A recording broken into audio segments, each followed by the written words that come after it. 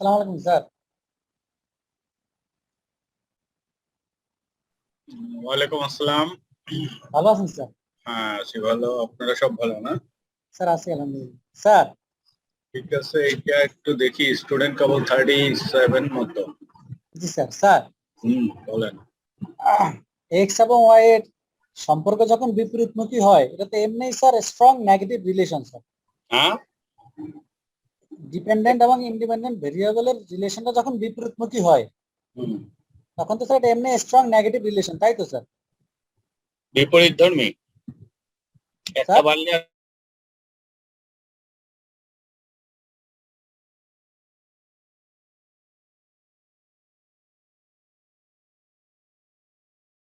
একটু ই করে নিন যে যদি এইটা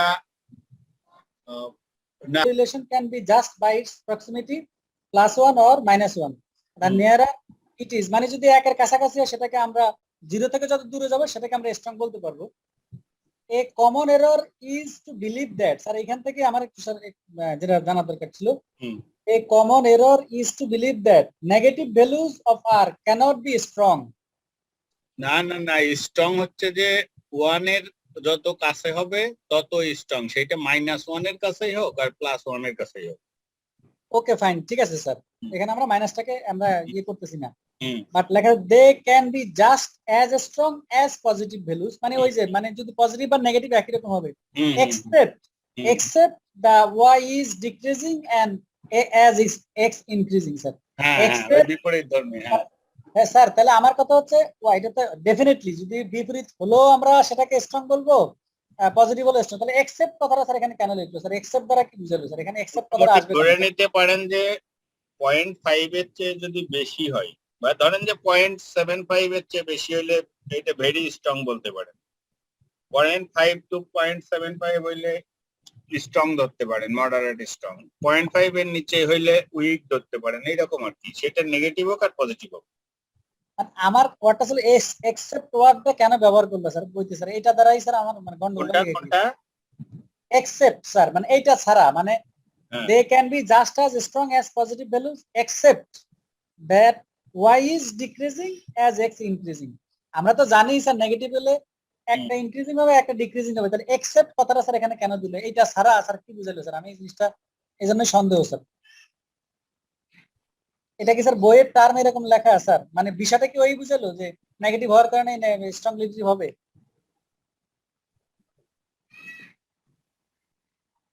এই স্যার এখানে দেখেন স্যার এই লাইনটি কি sir? They can be just as a strong as positive value except, এই এক্সেপ্ট কথাটা ওয়ার্ড কেন স্যার এখানে ইউজ এইটা করলো স্যার? এইটা হচ্ছে যে পজিটিভের মতোই, কিন্তু ঘটনাটা ঘটবে কি, ওই জায়গাটাই ওয়াই বাড়লে এক্স বাড়ে, এক্স বাড়লে ওয়াই বাড়ে, আর এখানে এক্স বাড়লে ওয়াই কমে। এই হচ্ছে পার্থক্যটা। এই জন্য এক্সেপ্ট ইউজ করছি। আচ্ছা, জি স্যার, থ্যাংক ইউ স্যার।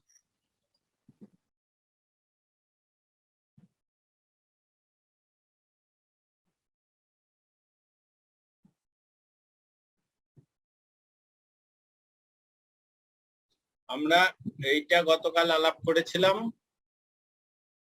আজকে এইটার অ্যাপ্লিকেশনটা দেখি কিভাবে ক্যালকুলেশনটা করতে হয়।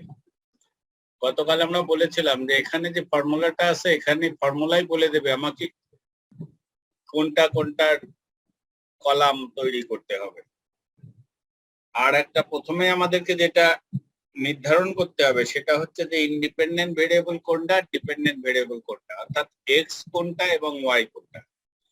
যেমন এর পরের যে অঙ্কটা আছে, এখানে যদি আমরা অঙ্কটা পড়ি, আপনাদের বইতে যে এক্সাম্পলটা, a company is investigating the effects of its advertisement sales, ওই যে এর আগে এটা আমরা করেছি কিন্তু অঙ্কটা, যে সেলস এর উপরে অ্যাডভার্টাইজমেন্টের কোনো ইফেক্ট আছে কিনা সেটা টেস্ট করতে চাই। Consequently, data on monthly advertising and sales in the following month are collated to obtain this. এখন এখানে কি সেলসটা অ্যাডভার্টাইজিং এক্সপেন্ডিচারের উপর ডিপেন্ডেন্ট নাকি অ্যাডভার্টাইজিং এক্সপেন্ডিচারটা সেলস এর উপর ডিপেন্ডেন্ট, এইটা আগে নির্ধারণ করতে হবে।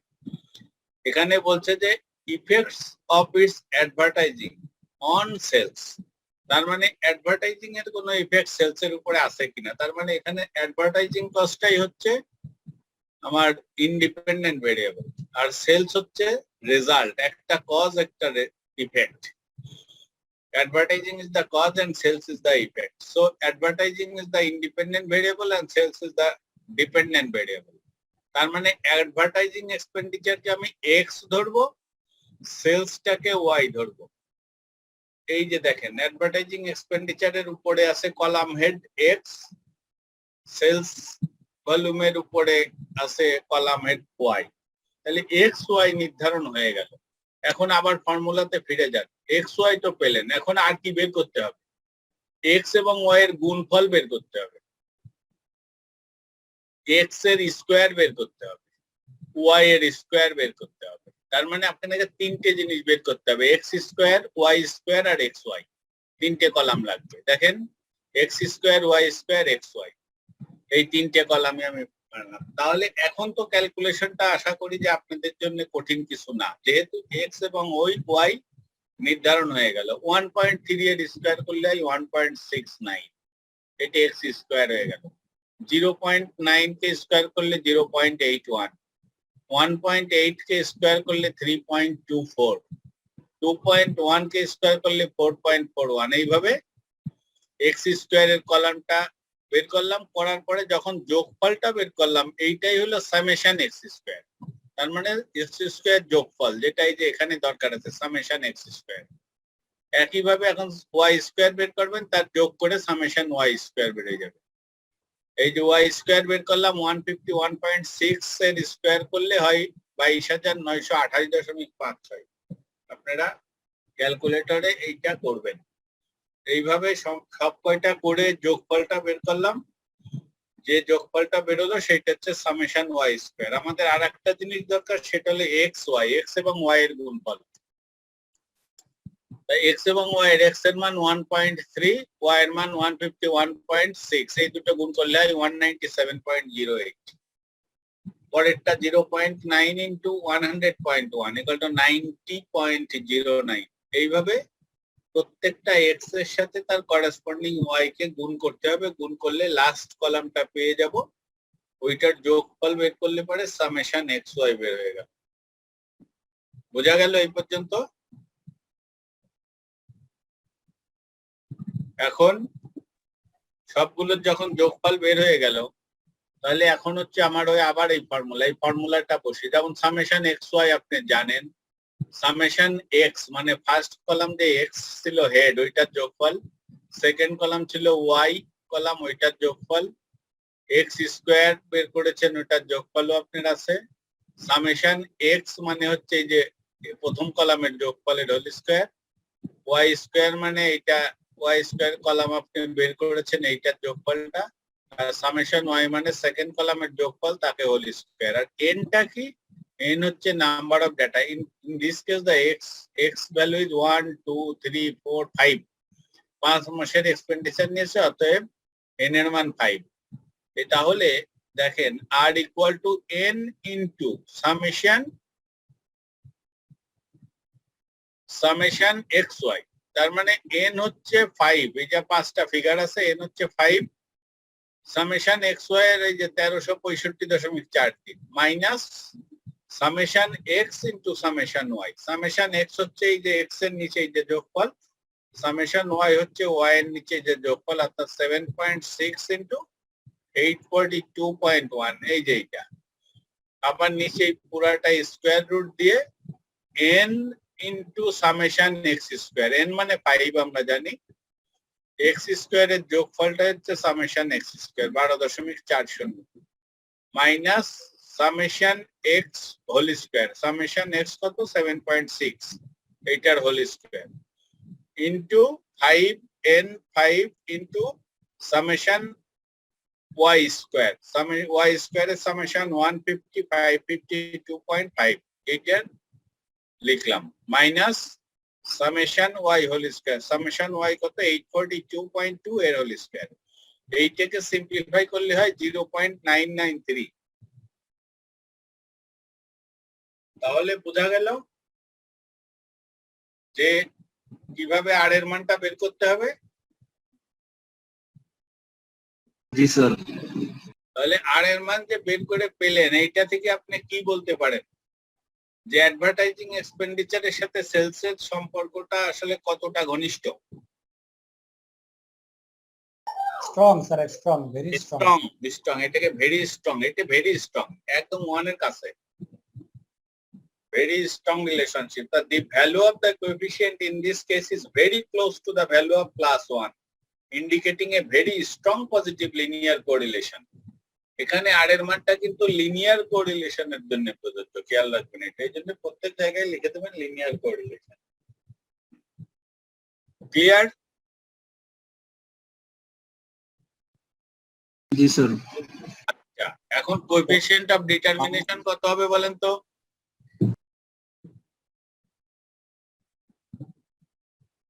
এটাকে স্কয়ার করব শুধু আমরা। 0.993 এর হোল স্কয়ার করলে কত হয়? করেন একজন।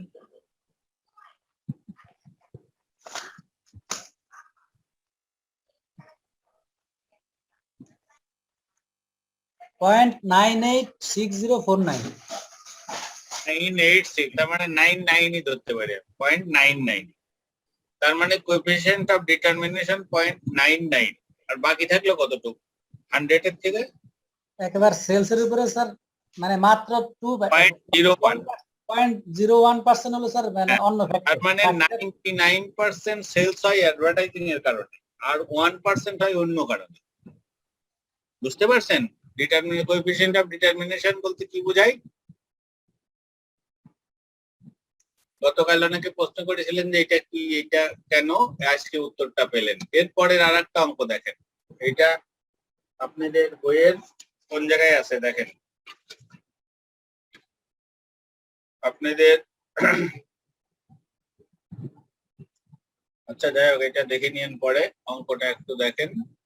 ওই যে এল আর এম দিয়ে আপনাদের ফ্লোর স্পেসের একটা অঙ্ক আগে করিয়েছি, সেই অঙ্কটাই আবার এখানে আন্ডারস্ট্যান্ডিং 2 স্যার। হ্যাঁ, আন্ডারস্ট্যান্ডিং 3 2 স্যার, 2 স্যার। এখানে দেখেন তাহলে এখানে কি আছে? A company owns 6 sales outlets in a certain city. মনে করেন একটা কোম্পানির এই ঢাকা শহরের 6টা বিক্রয় কেন্দ্র আছে। এই 6টা বিক্রয় কেন্দ্রের গত 2 বছরের দুটো প্রোডাক্ট যে বিক্রি হয়েছে, একটা এল একটা এম ইউনিটে, তাদের ডেটা দেওয়া আছে এখানে। Using the data on floor space and sales from example 722, মানে আগে যেটা ওই যে করিয়েছিলাম, evaluate Pearson's correlation coefficient for, এখানে দুটো পার্ট আছে। একটা হলো যে শুধু এল কে কনসিডারেশন নেবেন সাইজের সাথে, ফ্লোর স্পেসের সাথে এই সেলস এর কোনো সম্পর্ক আছে কিনা, আর একটা করবেন ফ্লোর স্পেসের সাথে এম প্রোডাক্টের কোনো সেলস এর সম্পর্ক আছে।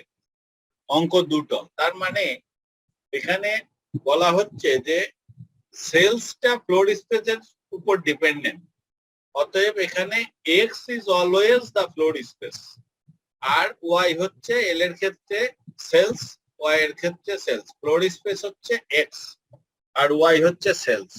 তাহলে এক্স এবং ওয়াই যখন পেয়ে গেলেন, একইভাবে আগের অঙ্কের মতো এক্স স্কোয়ার বের করবেন, ওয়াই স্কোয়ার বের করবেন, এক্স ওয়াই বের করবেন। এই যে পুরা অঙ্কটা কিন্তু আমি এখানে দেখাই নাই। এখানে ডেটা আছে মোট কয়টা? A B C D E F, 6টা ডেটা আছে। আর এই যে যোগফল, ওই 6টা ডেটা এক্স এর যে কলামটা হবে যোগ করলে হয় 559। আপনারা টেস্ট করতে পারেন, এই যে এই কয়টা যোগ করে হয় 559 এক্স, এইটা এই কয়টা যোগ করে হয় হচ্ছে, প্রথমে যদি আমি এল এরটা ধরি তাহলে সামেশন ওয়াই হবে 164.1, আবার এক্স কে স্কোয়ার করে যোগ করলে হবে 55,089, ওয়াই কে স্কোয়ার করে যোগ করলে হবে 4,648.15, এক্স ওয়াই কে গুণ করে যোগ করলে হবে 15,971.2। এখান থেকে ওই ফর্মুলা বসাই আর এর মান বের করলে হবে 0.984। এইটাও very strong positive correlation between outlet size and sales. তার মানে বলতেছে আউটলেট সাইজের উপরে সেলস সাংঘাতিকভাবে ডিপেন্ডেন্ট।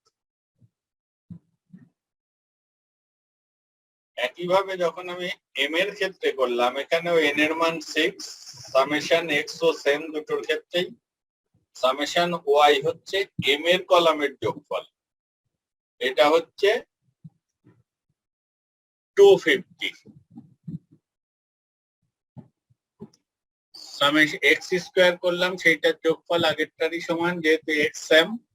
ওয়াই স্কোয়ার এক্ষেত্রে হবে 12,996, এটা ভিন্ন হবে কারণ এখানে ওয়াই আবার এম প্রোডাক্ট।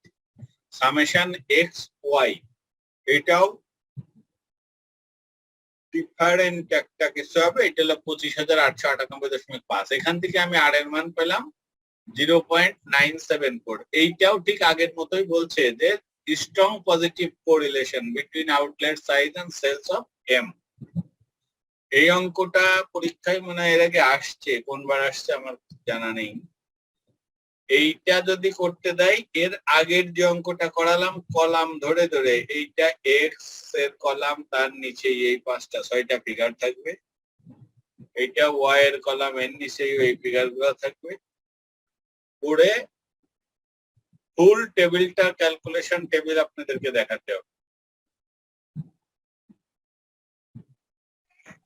স্যার হ্যাঁ স্যার এখানে যে আর এর মান বের করলাম, তার মানে স্যার এটা তো কোরিলেশন কোএফিসিয়েন্টের মান বের করে 0.984।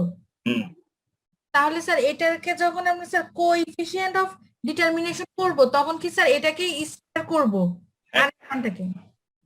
Coefficient of determination equal to r square সমান এই যে এই মানটা, এটাকে স্কয়ার করবে। আচ্ছা স্যার। তাহলে আমার মনে হয় বোঝা গেল অঙ্কটা।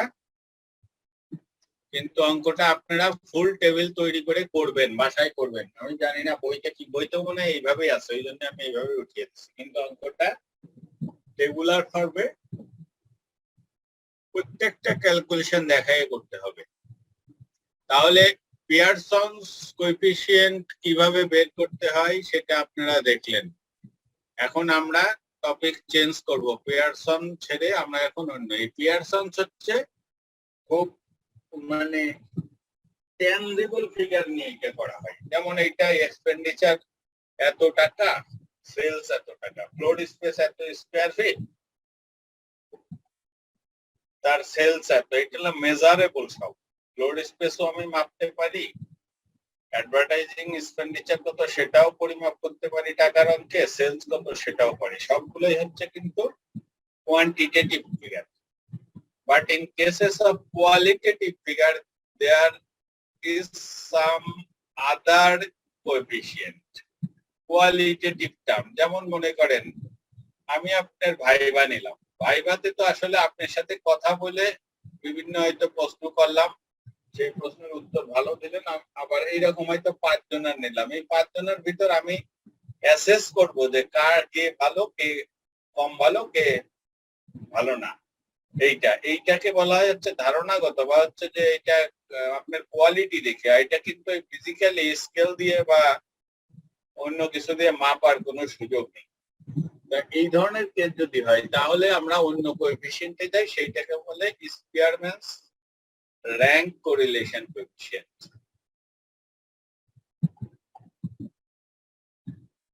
স্পিয়ারম্যানস র্যাঙ্ক কোরিলেশন কোএফিসিয়েন্ট ফর্মুলাটা দেখেন, এই অঙ্কটাও অনেকবারই আসছে এইরকম আর কি, এই ফর্মুলার অঙ্ক।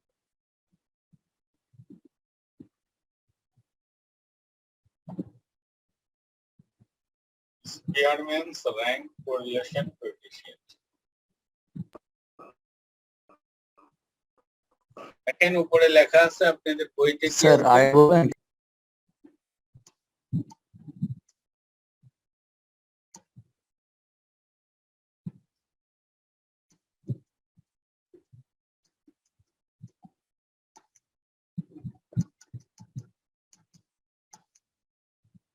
rank correlation Spearman's coefficient।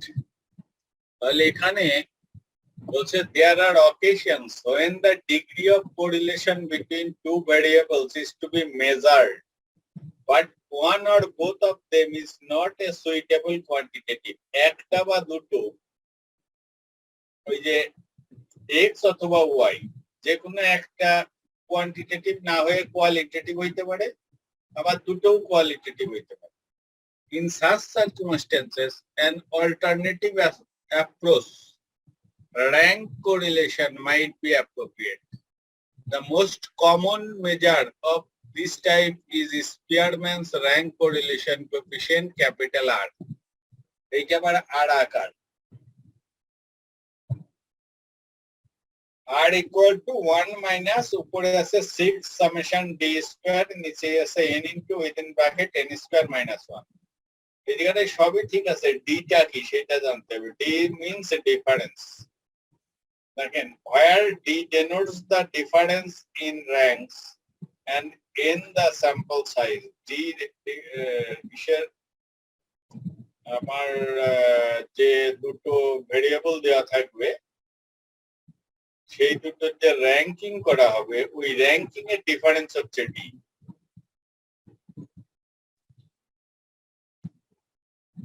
উপরের লেখাটা আপনারা আর একটু পড়েন, দেখেন কোনো বুঝতে সমস্যা আছে কিনা।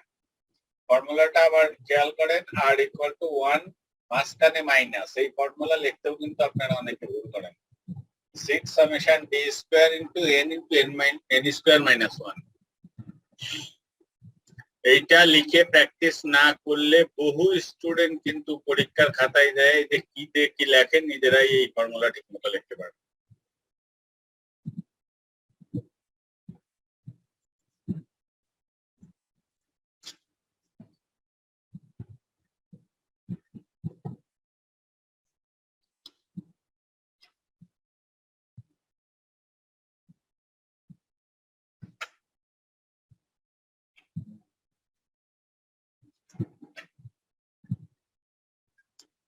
আচ্ছা, তাহলে নিচের এই এক্সাম্পলটা দেখেন, আপনাদের বইতে আছে ইলাস্ট্রেশন 3 সম্ভবত 191 পেজ নাম্বার।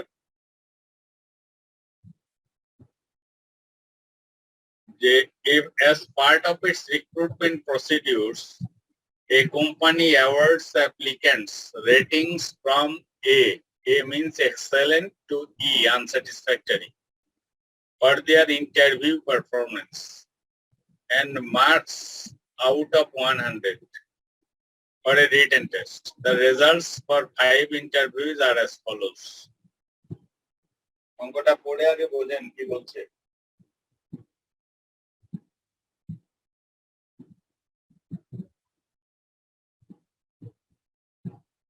বলছে 5 জন স্টুডেন্টের রিক্রুট করার জন্য, চাকরি দেওয়ার জন্য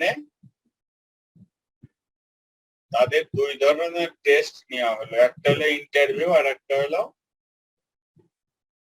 টেস্ট স্কোর, মানে রিটেন টেস্টের। রিটেন টেস্টের ক্ষেত্রে তো খাতার অবস্থা দেখে মার্কিং করা যায়, ইন্টারভিউ এর ক্ষেত্রে অ্যাসেস করতে হয়।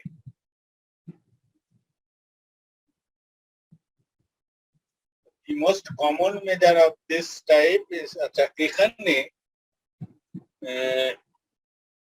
যে 5 জনের ইন্টারভিউ নেওয়া হলো এটাই হচ্ছে আপনাকে বলছে স্পিয়ারম্যানস র্যাঙ্ক কোরিলেশন কোএফিশিয়েন্ট, এই ডেটাগুলো ইউজ করে করতে হবে। আপনারা আগেই দেখেন যে the most common measure of this type of is Spearman's rank correlation coefficient R। কেন এটা স্পিয়ারম্যানস হবে? কারণ এখানে কিন্তু ওই সরাসরি আপনি স্কেল ধরে বা কিছু দিয়ে মাপতে পারছেন না, ইন্টারভিউ গ্রেড এটা আপনাকে অ্যাসেস করতে হচ্ছে। টেস্ট স্কোর অনেকটা তাই, তবে কিছুটা মেজারেবল এই সেন্সে যে এইটার ওই যে খাতায় যে পরীক্ষাটা নিলাম সেগুলোর উত্তর সঠিক আছে কি নাই তার ভিত্তিতে আমরা মার্কিং করতে পারি। তা এই অঙ্কটা কিভাবে করব এর পরের পৃষ্ঠায় আছে, আপনারা দেখেন, এটা আপনাদের বইতেও আছে। এই অঙ্কটাই বেশ কয়েকবার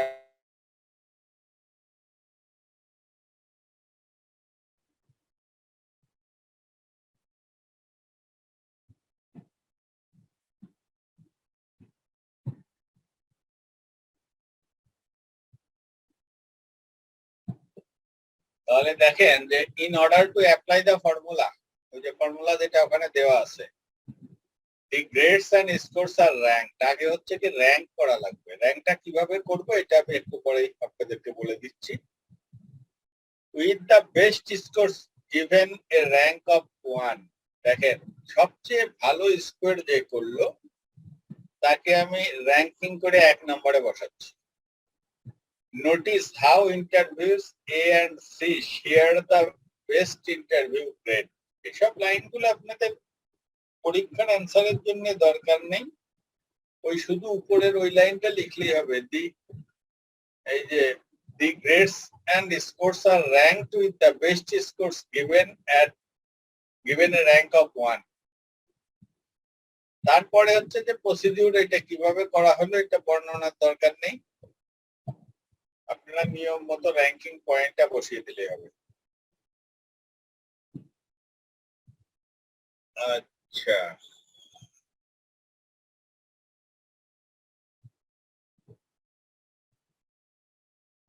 ফার্স্ট আসেন যে র্যাঙ্ক অফ ইন্টারভিউ গ্রেড, এইটার র্যাঙ্কিংটা কিভাবে করলাম। আমরা একটু আগের প্রবলেমে যাই। এখানে বলছে যে এ মানে হচ্ছে এক্সেলেন্ট আর ই হচ্ছে আনস্যাটিসফ্যাক্টরি। আছে কি এ বি সি ডি, ই নেই, ই কেউ পায়নি, এ বি সি ডি। তাহলে এ হচ্ছে সবচেয়ে ভালো, তাকে আমি 1 নম্বরে বসাবো। বি হচ্ছে সেকেন্ড, তাদের 2 র্যাঙ্কিং করলাম, সেকেন্ড র্যাঙ্কিং। সি 3 নম্বরে, ডি 4 নম্বরে। এই 4টি আছে, কিন্তু এখানে র্যাঙ্ক আছে, গ্রেড দেওয়া আছে 5টা, 5টার ভিতরে এ আছে 2টা। এখন যদি আমি এ কে প্রথমটাকে যদি 1 দিই তাহলে পরেরটা চলে যাচ্ছে 2, আবার যদি পরেরটাকে 1 দিই প্রথমটাকে দেওয়া লাগছে 2। তাহলে এখানে কি করতে হবে, যদি একই গ্রেড একাধিক থাকে তাহলে কি করতে হবে, একই গ্রেড একাধিক থাকলে একটাকে 1 দেবো আর একটাকে 2 দেবো, 3টে থাকলে তাকে 3 দেবো, 4টে থাকলে 4 দেবো। কিন্তু যে কাজটা করতে হবে সেটা হচ্ছে যে এই যে 1 2 3 4 যাই দিই না কেন একই গ্রেডকে, যেহেতু কারোর চেয়ে কেউ কম না, সবাই সমান গ্রেড, অতএব ওই 4টে গ্রেডিং ডেটাকে যোগ করে সংখ্যা দিয়ে ভাগ দিয়ে দেবো। এখানে যেরকম গ্রেড এ আছে 2টা, তাই একটাকে 1 দিলে আর একটাকে 2 দিতে হবে, অর্থাৎ 1 আর 2 যোগ করলে হয় 3। অতএব যেহেতু 2 জন আছে ওই 3 2 ভাগ করে দিলাম, 1.5 1.5 and 1.5। বোঝা গেল এটা? একবার বলবেন 1.5 মানে ওই দুটো যোগ করে তারপরে ভাগ করা হয়েছে? যে সবচেয়ে ভালো গ্রেড পাবে তাকে দেবো 1। জি। তাই এখানে ভালো গ্রেড 2 জন পাইছে। এখন 2 জনকে র্যাঙ্কিং করলে তো একজনের 1 দিলে আর একজনকে সেকেন্ড পজিশনে বসাইতে হয় 2, তাই না? জি স্যার। যেহেতু 2 জনাই এক্সেলেন্ট, অতএব 1 আর 2 যোগ করে 1.5 করে দিলাম। ঠিক আছে। এইটাই হচ্ছে নিয়ম। যদি 3টা থাকতো তাহলে কি করতাম, তাহলে 1 2 3 যোগ করলে হয় 6, তাকে 3 দিয়ে ভাগ দিতাম, প্রত্যেকে 2 2 করে পেতাম। এইটা গেল এর র্যাঙ্কিং। তাহলে 1 এবং 2 র্যাঙ্কিং হয়ে গেল, 1.5 করে দিয়ে 1 ফার্স্ট এবং সেকেন্ড পজিশনে যারা ছিল তাদেরকে স্যাটিসফাই করলাম। এখন থাকলো থার্ড, ফোর্থ, ফিফথ। এখন যেহেতু একটা করে আছে, দেখেন একটা করে আছে, তাহলে এ আর সি এর কাজ শেষ, এ গ্রেডের কাজ থাকলো বি সি ডি। তাহলে বি হচ্ছে সেকেন্ড হাইস্ট পাবে, এটা হচ্ছে 3, সি হচ্ছে 4, ডি হচ্ছে 5। ঠিক আছে? জি স্যার। স্যার সেক্ষেত্রে ওরা তো মার্কস বেশি পেয়ে গেল, কারা? এই যে যারা ডি গ্রেড বা সি গ্রেড পাইলো। এটা মার্কস না, এটা হচ্ছে সাজানো। ও আচ্ছা। যেমন ক্লাসে রোল নাম্বার 1 মানে তো এই নয় যে সে মার্কস বেশি নিয়ে গেল, তাই না? সে হচ্ছে বোঝায় যে তার পজিশন ফার্স্ট, সে সবচেয়ে ভালো স্টুডেন্ট। Okay sir. তাহলে এটা হচ্ছে ইন্টারভিউ গ্রেড অনুযায়ী র্যাঙ্কিং করলাম। আশা করি এখানে কারো কোনো কনফিউশন নেই। স্যার স্যার, এটা অনেক কি হ্যাঁ, স্যার দুইটা স্যার 3 হলো কি হবে স্যার? কারণ এ দুটো আছে, 1 একজন আর 2 একজন, 1 আর 2 যোগ করে 3, 2 জনকে ভাগ করে দিলাম, তাহলে 1 আর 2 চলে গেল, 1 আর 2 চলে গেল। স্যার সি নাম্বারটা 1.5 হলো স্যার। সি নাম্বারটা দের হলো, হ্যাঁ সি নাম্বারটা এ ছিল না? স্যার কোয়েশ্চেনটা আবার একটু দেখি। হ্যাঁ জি স্যার, বুঝতে পারছি স্যার।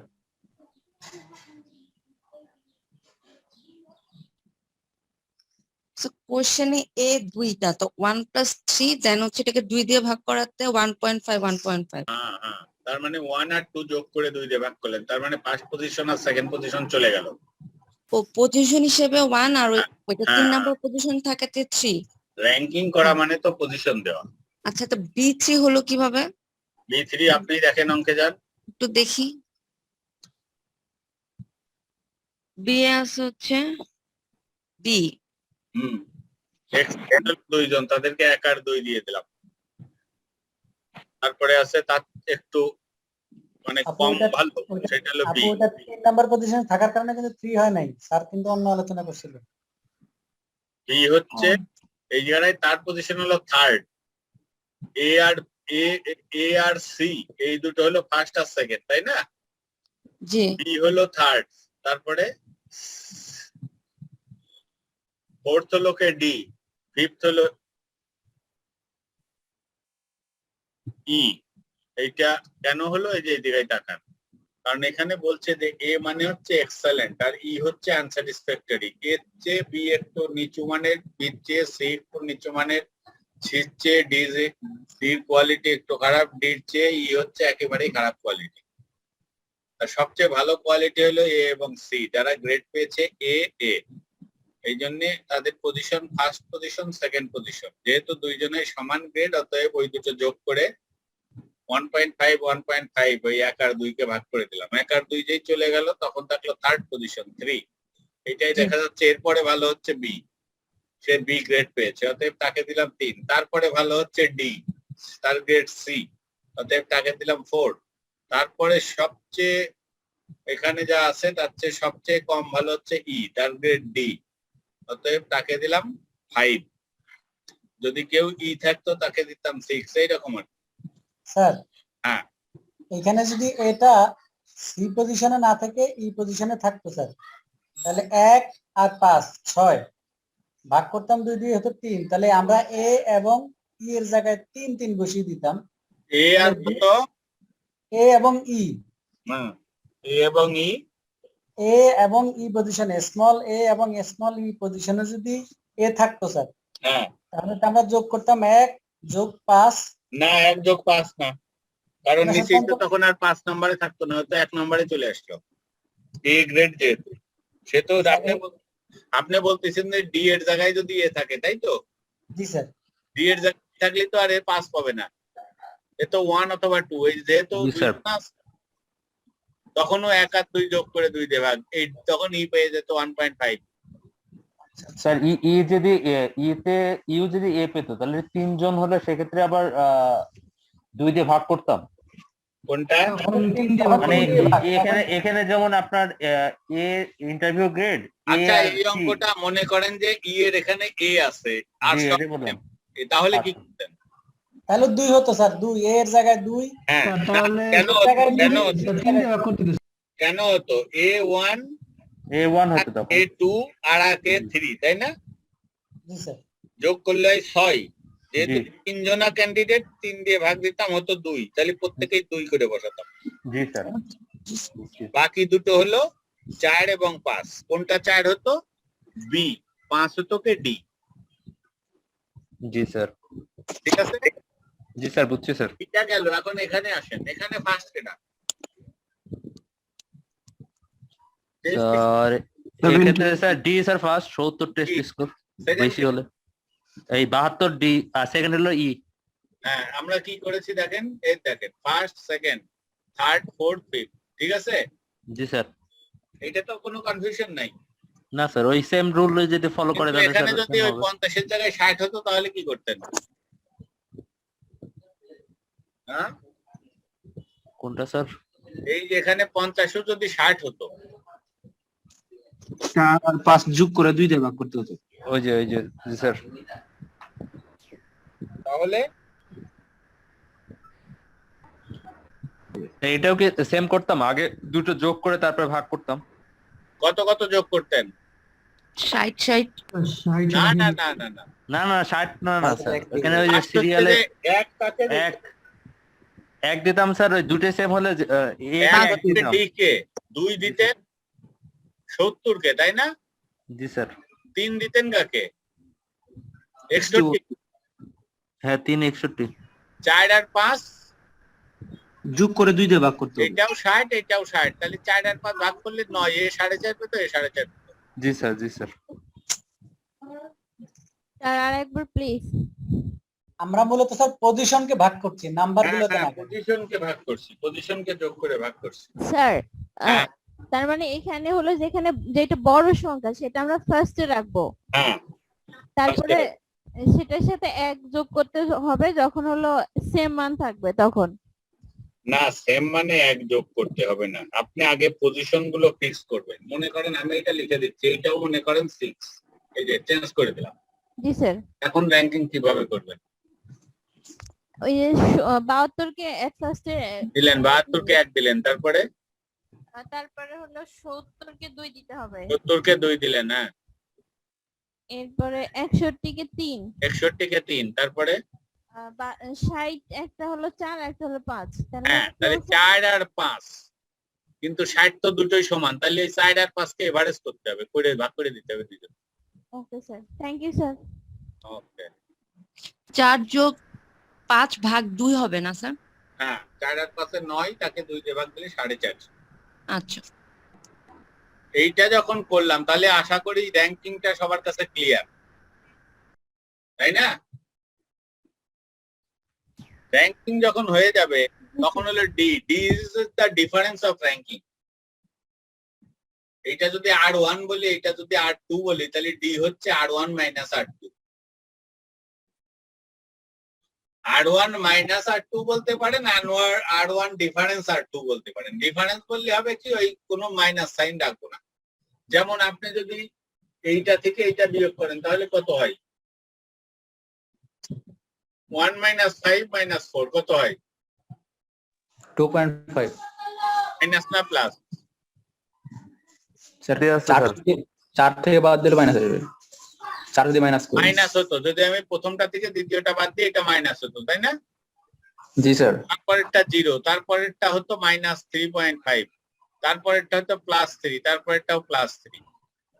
কিন্তু তাকে আবার যখন স্কোয়ার করতাম সব কিন্তু এইরকম পজিটিভ হয়ে যেত, তখন আর কোনো মাইনাস থাকতো না, তাই তো? জি স্যার। আপনারা মাইনাসও লিখতে পারেন অথবা শুধু ডিফারেন্স। যেমন 1.5 এবং 4 এর ডিফারেন্স কত? 2.5। 3 এবং 3 এর ডিফারেন্স 0। 1.5 এবং 5 এর ডিফারেন্স 3.5। 4 এবং 1 এর ডিফারেন্স 3। 5 এবং 2 এর ডিফারেন্স 3। আমি সব মাইনাস বাদ দিয়ে দিলাম, অ্যাবসলিউট ভ্যালু নিয়ে নিলাম। ঠিক আছে? এখন এই দিকটা যে তাহলে ওই যে 4.5 এর ব্যবহারটা স্যার আমরা কোথায় করলাম? 4.5 তো লিখি নাই, ওইটা তো অঙ্কের পার্ট না, ওইটা আপনাদের বোঝানোর জন্য বললাম। 4.5 হলে এখানে 4.5 লিখতাম। ও আচ্ছা স্যার, আচ্ছা।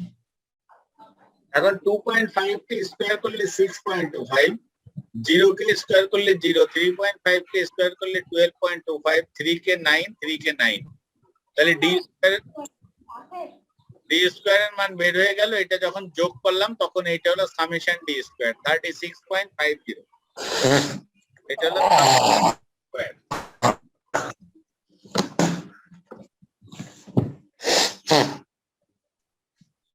সামেশন ডি স্কয়ার এটা। যখন সামেশন ডি স্কয়ার পেয়ে গেলেন তখন ফর্মুলায় যান, r equal to 1 minus 6 into summation D square. এই জায়গাটাই কিন্তু 6 এর দিকে খেয়াল রাখবেন। এই যে আবার আমি ফর্মুলায় যাচ্ছি, দেখেন এই যে এখানে কিন্তু 6 আছে, n নাই কিন্তু, সাবধান, এইটা ভুল করেন অনেকে। তাহলে এখানে 6 ইনটু ডি স্কয়ার এর সামেশন, ডি স্কয়ার এর সামেশন হচ্ছে 36.50, এই যে লিখলাম। এই জায়গাটা এই জায়গাটা একটু ভুল আছে, এই সামেশন সাইনটা এখানে হবে না, বুঝতে পারছেন? এটা গুণ চিহ্ন হবে। কি হবে? গুণ চিহ্ন। 6 ইনটু 36.50, কারণ সামেশন ডি স্কয়ার এর মানে 36.5, এখানে সামেশন। তো এটা আমার টাইপে ভুল হয়েছে, যা বুঝতে পারছি এটা পরে সংশোধন করতে হবে। ঠিক আছে, 6 into 36.50। জি স্যার। স্যার তাহলে ডিফারেন্সটা সবসময় হবে কি র্যাঙ্ক অফ ইন্টারভিউ গ্রেড থেকে র্যাঙ্ক অফ টেস্ট স্কোর, না র্যাঙ্ক অফ টেস্ট স্কোর থেকে rank of interview grade? Difference যে যেটা কোনোটা থেকে যে কোনোটা দিয়ে দেন, সমস্যা নেই। Okay sir.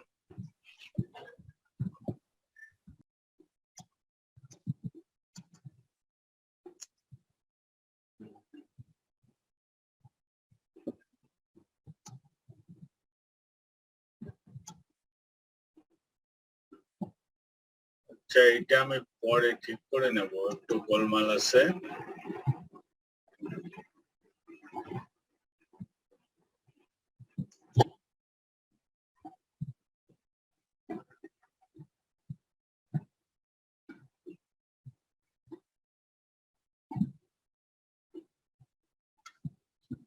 তাহলে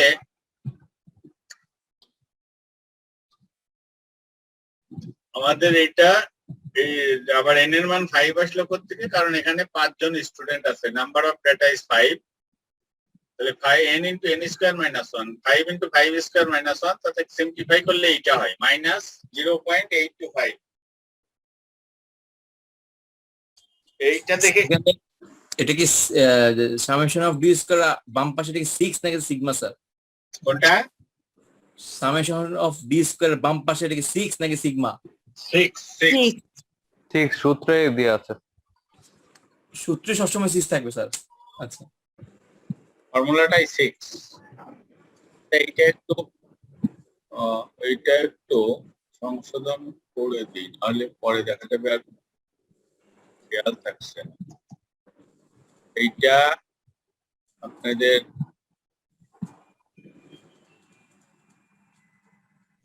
r equal to 1 মাইনাস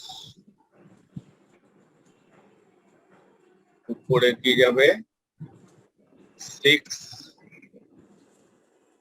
তারপরে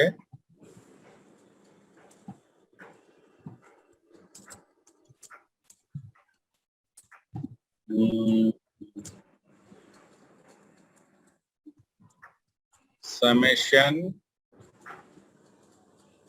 এখানে কি হবে D square,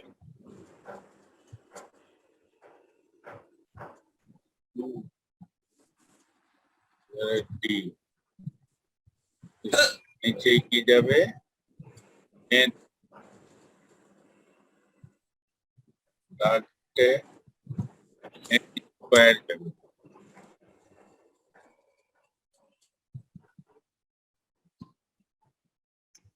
n square minus 1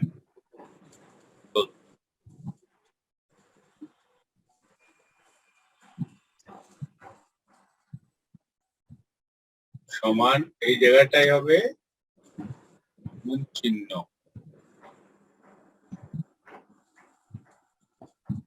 আর এখানে হবে কত ছিল যেন 36.50। মিউট করে রাখবেন, একটু মিউট করে রাখবেন, কোথা থেকে শব্দ আসছে।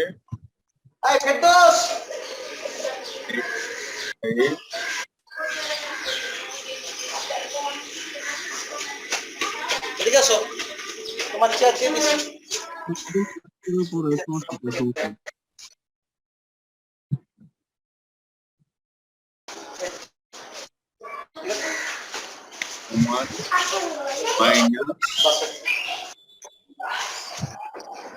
আইটেল ভাই আপনার সাউন্ড বন্ধ করেন।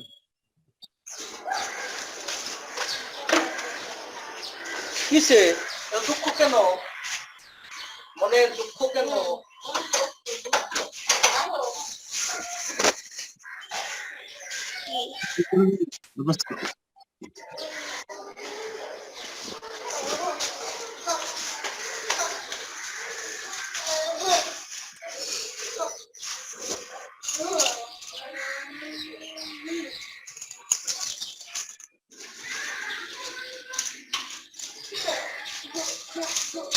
ভাই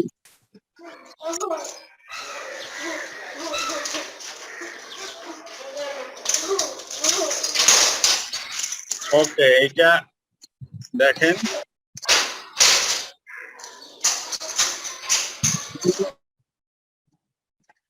এখানে এখন ঠিক আছে, এটা একটু সংশোধন করে নিন আপনারা, যে মাইনাস এখন হচ্ছে যে -8.825, এইটা কি মিন করে, কতটা স্ট্রং। অতএব এটা 1 এর কাছাকাছি যদিও নেগেটিভ, তাতে সমস্যা নেই। এটা এই যে high negative value near to -1 indicates that interview grades and test scores almost totally disagree with each other. এটার মানেটা কি? disagree with each other মানে কি? মানে হচ্ছে যে রিটেনে ভালো করছে সে ভাইভাতে ভালো করে নাই, খারাপ করছে, বা যে ভাইভাতে ভালো করছে সে রিটেনে ভালো করে নাই। আপনি স্কোয়ার, এই যে স্কোয়ারের দিকে তাকিয়ে দেখেন, যে সি গ্রেড পেয়েছে ইন্টারভিউতে সে হাইয়েস্ট পাইছে টেস্ট স্কোরে, যে ডি পেয়েছে সেও হাইয়েস্টের কাছাকাছি, কিন্তু যারা এবি পেলো তারা কিন্তু আবার স্কোর কম করলো। তার মানে হচ্ছে যে এই দুটোর সাথে সামঞ্জস্য নেই। এটা ইন্ডিকেট করে হচ্ছে যে এইটা, এই যে নেগেটিভ স্ট্রং কোরিলেশন, একটা বাড়লে আর একটা কমে। বোঝা গেল অঙ্কটা? জি স্যার। জি স্যার। জি স্যার। এই হচ্ছে র্যাঙ্ক কোরিলেশন। এখানে আরেকটা অঙ্ক আছে, এটা আরো ক্লিয়ার হবে, এখানে ভেরিয়েবলের সংখ্যা বেশি আছে। এখানে দেখেন বলছে কি যে an expert was asked to rank according to test 8 wines costing below 4 pounds. Her rankings with 1 being the worst and 8 the best, and the prices per bottle are as follows. এটা ওয়াইনের কথা বলছে, যে একজনকে দায়িত্ব দেওয়া হলো এটা টেস্ট করতে, যেটা টেস্ট ভালো সেইটাকে দেবে, র্যাঙ্কিং করবে 1 হিসাবে, যেটা নাকি এখানে বলছে যেটা সবচেয়ে খারাপ, এই যে বলে দিচ্ছে যেটা সবচেয়ে খারাপ 8 হবে বেস্ট স্যার। নাম্বার, আর যেটা সবচেয়ে ভালো সেইটাকে 8 গ্রেডিং করতে বলছে, 8। এখন সে করলো কি, টেস্ট করলো, করে এই যে টেবিলটা তৈরি করলো, কিন্তু প্রত্যেকটা যেগুলো টেস্ট করলো তার আবার একটা প্রাইস লেভেল দেওয়া আছে, বোতলের উপরে হোক আর যেখানেই হোক, যে এইটার দাম এত, এইটার দাম এত।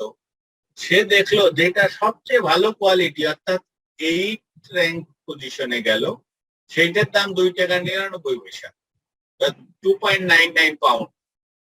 যেটা 7 নম্বরে মানে খারাপের কাছাকাছি সেটা 3.99। আবার যেটা 1 নম্বরে সবচেয়ে খারাপ সেইটা হলো 2.49। আবার যেটা সবচেয়ে খারাপ বলা চলে কাছাকাছি সেটা 2.99, অর্থাৎ যেটা সবচেয়ে ভালো সেইটার দাম আর যেটা সবচেয়ে খারাপের কাছাকাছি সেইটার দাম প্রায় সমান। এখন বলছে যে এখানে calculate Spearman's rank correlation coefficient for this data and interpret your result.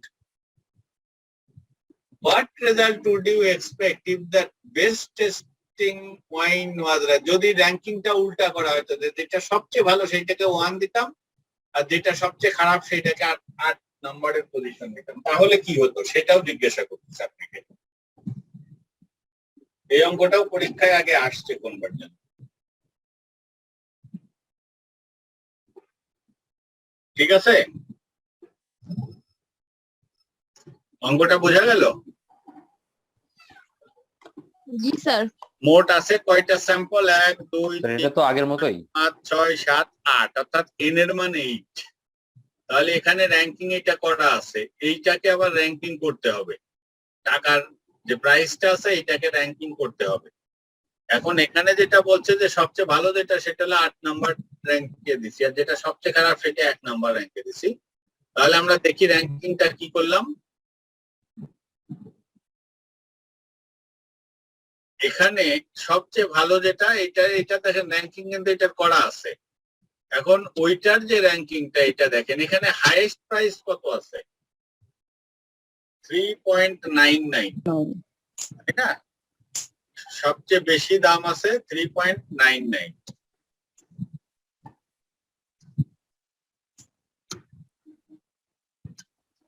তাহলে 3.99 যেটা এইটা ওই যে ঐশের সাথে সামঞ্জস্য রাখে, অর্থাৎ এই যে আপনার যে সবচেয়ে ভালোটার যে বেশি র্যাঙ্কিং করলো, বেশি বেশি নাম্বার দিয়ে র্যাঙ্কিং করলো, সবচেয়ে খারাপটা কম র্যাঙ্কিং দিয়ে, এখানেও তাই সবচেয়ে বেশি দামেরটা এরা করছে কি, বেশি দামেরটা সবচেয়ে বেশি নাম্বার দিয়ে র্যাঙ্কিং করছে। তাহলে এখানে 3.99 হলো দুটো ওয়াইনের দাম আছে। তাহলে এই দুটোকে যদি আমি সবচেয়ে বেশি নাম্বার দিয়ে র্যাঙ্কিং করি তাহলে কত হয়? এখানে মোট আছে 8টা, তার মানে একটাকে 1 দেবো, 2 দেবো, 3 দেবো, এইভাবে 8 পর্যন্ত যাব। এখানে 8 পর্যন্ত গেলে 8 নম্বরে কোনটা যাবে? 3.99। কিন্তু 3.99 দুইটা আছে, তার মানে একটাকে যদি 8 দিই আর একটাকে 7 দিতে হবে, তাই না? জি স্যার। তাহলে 8 আর 7 15, তাকে 2 দিয়ে ভাগ দিলাম 7.5 করে। ক্লিয়ার তো? তাহলে এই যে 7.5 করে দিলাম। এখন দেখেন তাহলে ফার্স্ট আর সেকেন্ড পজিশন মানে ম্যাক্সিমাম দুটো 8 এবং 7 নম্বর পজিশন চলে গেল। এরপরে হলো 6 নম্বর কাকে দেব? 6 নম্বর হচ্ছে 3.99 এর চেয়ে একটু ছোট কোনটা? 3.59, অর্থাৎ ই কে দেব এখানে 6, 5 দেব কাকে? 3.49, সি কে দেব 5। দেখেন তো ঠিক আছে কিনা? এই যে সি কে 5, ই কে 6, এইভাবে 6, 5, 4, 3, 2, 1। এখন দেখি যে 2 আর 2 কাকে দেব? 2 তো নাই, দেখি এখানে খোঁজেন 2 কে। আর 2 আর 3 মিলে এই জায়গাটাই হচ্ছে প্রথম দুটো গেল হচ্ছে 8 আর 7, এইটা গেল 6, এইটা গেল 2.99 স্যার। 2.99 হবে 3 আর 2। 2.99 কি হচ্ছে? কয়টা আছে? একটা, দুটো স্যার। দুইটা। তিনটা। এদের এইটাই কি সবচেয়ে ছোট? তার ছোট আরেকটা আছে। 2.99 স্যার, তিনটা। সবচেয়ে ছোট। তাহলে এটা একজন হবে 2, একজন 1, তাহলে কি হবে? ও 2.99 তিনটা, তাহলে একজনা 1, একজনা 2, একজনা 3। না স্যার, এখন 2.49 আছে একটা, সবচেয়ে ছোট আটটা আছে স্যার। না 2.49 তো দিয়েই দিলাম, ওইটা 4 নম্বরে যাবে মনে হয়। ওগুলো আমি করে আছে লাস্টে আবার। আমাদের বড় থেকে ছোটতে আসতেছে মনে হয় স্যার। হ্যাঁ ছোটর দিকে যাচ্ছি। লাস্টে হওয়ার কথা স্যার। লাস্টে কত থাকে? স্যার 2.49 তো সবচেয়ে ছোট, সেটা 1 হওয়ার কথা স্যার। 2.49 কয়টা আছে? একটা আছে। একটা স্যার। তাহলে গোটা একটা পজিশনই পাবে। এটা কয় নাম্বার পজিশন পাবে? 1 নাম্বার স্যার। 2.49 তাহলে 1 নম্বরে পাবে। তাহলে 2.99 কত পাবে? 2 নম্বরে স্যার। 2, 3, 4। 2, 3, 4। হ্যাঁ ঠিক আছে? হ্যাঁ জি স্যার, এভারেজ করলে 3টা 3 হবে তাহলে স্যার। হ্যাঁ 2 যোগ 3 যোগ 4 যোগ করলে কত হয়? 9। 9 কে 3টা যেহেতু আছে 3 দিয়ে ভাগ, হ্যাঁ, তাহলে 3 হয়। 3, এই দেখেন প্রত্যেক 3। ঠিক আছে? জি। এখন ডিফারেন্স বের করেন। এখানে আমি মাইনাস চিহ্ন দিয়ে বের করছি, মাইনাস না দিলেও সমস্যা নেই। 1, 1 এর ডিফারেন্স 0, 2, 3 এর ডিফারেন্স 1, 3, 5 এর ডিফারেন্স 2, 4, 3 ডিফারেন্স 1, 5, 6 এর ডিফারেন্স 1, 6, 7.5 এর ডিফারেন্স 1.5। এগুলো বের করার পরে প্রত্যেকটাকে স্কোয়ার করলেন, মাইনাস থাকলেও প্লাস হয়ে গেল, তারপরে যোগ করলেন, এটা হলো সামেশন 34.50। এখন এই যে সেই D square, summation D square এর জায়গায় 34.40 ফিগার আছে 8টা, এই যে এন এর মানে 8 বসালাম, বসাইতে পাইলাম 0.59। তাহলে টেস্ট এবং প্রাইসিস এর ভিতরে সামঞ্জস্য বিষয়ে কি কমেন্টস করতে পারি? There is no positive correlation between positive কিছু price and test. হ্যাঁ কোনো পজিটিভ কোরিলেশন নাই অ্যাকচুয়ালি। এটা দেখেন, there seems to be some positive correlation between price and taste, with the more expensive wines tending to taste better. In general আমি বলতে পারি যেটা টেস্ট ভালো সেইটার দামটা একটু বেশির দিকে আছে, যদি এক্সেপশনাল আছে বলে এই মানটা তো কমে গেছে। Given the sample size, the result is not really reliable and it cannot be extrapolated to wines costing more than £4. এইটা আসলে আপনাদের এখানে যেটা বলছে লাস্টে, what result would you expect if the best tasting wine rank 1 and the worst 8? এর উপরে আসলে এখানে কোনো কমেন্টস প্র্যাকটিক্যালি দেয়নি। এটা অন্য জিনিস দিচ্ছে একটা, যে এখানে যেহেতু এই র্যাঙ্কিং অর্থাৎ কোএফিসিয়েন্টের মান অপেক্ষাকৃত কম, এটা কিছুটা সম্পর্ক আছে। সেই জন্য বলছে যে এখানে যে হাইয়েস্ট প্রাইস কত আছে 3.99, তার মানে 4 পাউন্ডের কাছাকাছি। সেই জন্যই বলছে যে এই দুটো থেকে যে ইকুয়েশন বেরোবে, যেটা আমরা পরে শিখবো, যে কোরিলেশন যে রিগ্রেশন ইকুয়েশন, সেইটা এক্সট্রাপোলেট করা যাবে না, 4 কি পাউন্ডের দিয়ে বেশি হবে দাম। সেইটার ক্ষেত্রে বলা ঝোল করে না হলো কিনা। তা এই জিনিসগুলাই, এই অঙ্কটা দেখেন এবং এটার কমেন্টস গুলো আপনারা বই থেকে একটু ভালো করে ধীরে ধীরে পড়ে নেবেন। এরপরে যান, এখানেও আরেকটা অঙ্ক ওই একই টাইপের, এইটাও পরীক্ষায় যেন কোনবার আসছে, এই সেম অঙ্ক। এটা আমি বেশি সময় নিতে চাচ্ছি না। এইটা হচ্ছে যে অন ক্যাম্পাস রেটিং একটা করলো, এইটা ট্রেনিং এর রেটিং করলো একটা, এবং গ্রাজুয়েট আছে অনেকে, এবং এখানে কিন্তু ABCDEF যেভাবে এল পর্যন্ত আছে, এল পর্যন্ত মানে 12 জন ক্যান্ডিডেট আছে।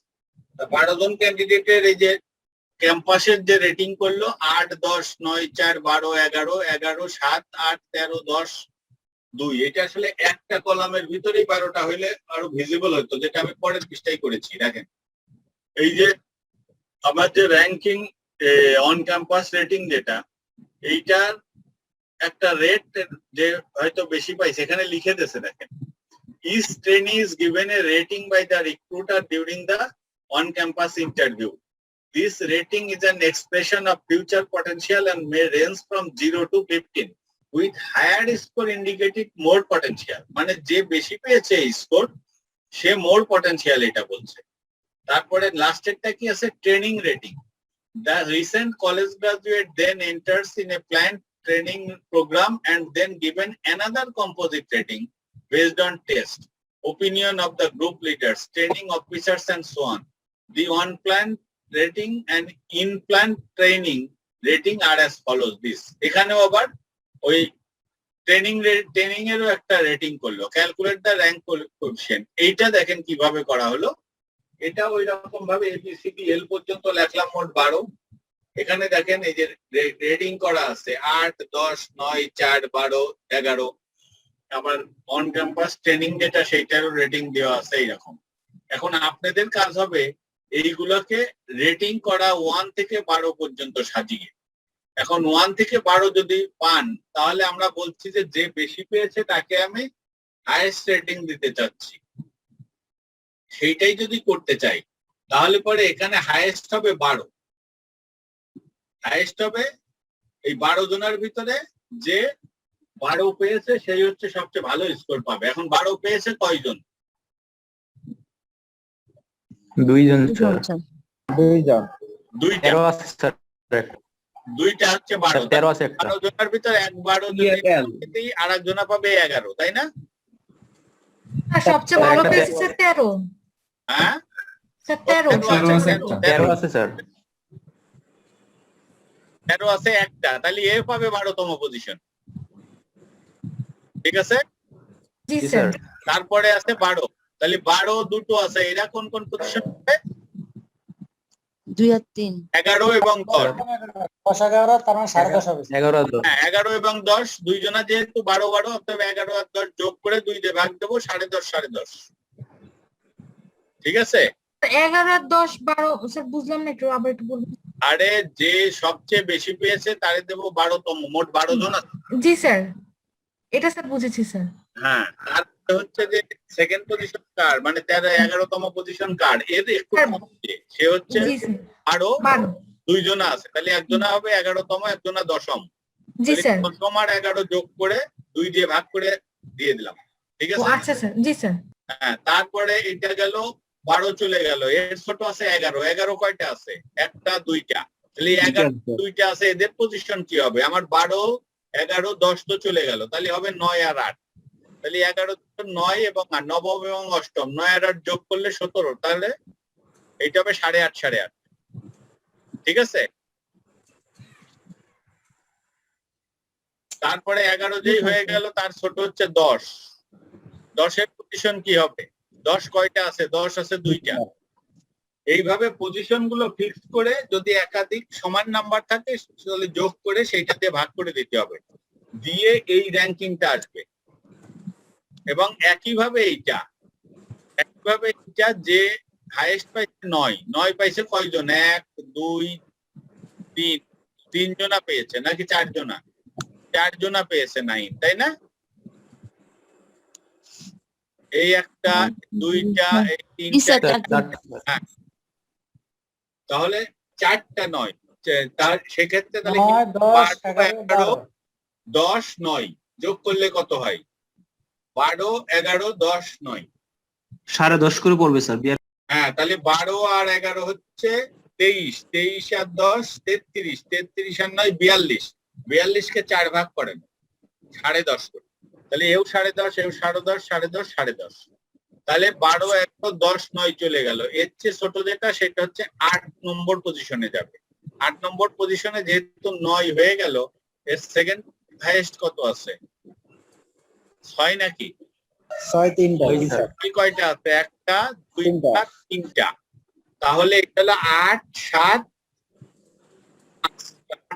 6, অষ্টম সপ্তম ষষ্ঠ, 8 7 15 6 21, যেহেতু 3 জনা ভাগ করে দিলে 7 করে পাবে। জি স্যার। এইভাবে বাকিগুলো করতে হবে। করে যখন র্যাঙ্কিংটা হয়ে গেল, তারপর হলো ডি মানে ডিফারেন্স। 3.5 আর 3 এর ডিফারেন্স হাফ, 6.5 আর 3 এর ডিফারেন্স 3.5, 5 আর 3 এর ডিফারেন্স 2। এইভাবে সব কয়টা ডিফারেন্স বের করলাম, করে স্কোয়ার করে দিলাম। এই যে ডি স্কোয়ার বেড়ে গেল, যোগফল 78.50। এইটা বসালাম, বসাইলে হলো 0.726। স্যার ট্রেনিংটা আরেকবার বলবেন? কোনটা? ট্রেনিংটা এটাতে একই তো, ঘটনা তো একই। এটা আরেকবার বলার কি হলো?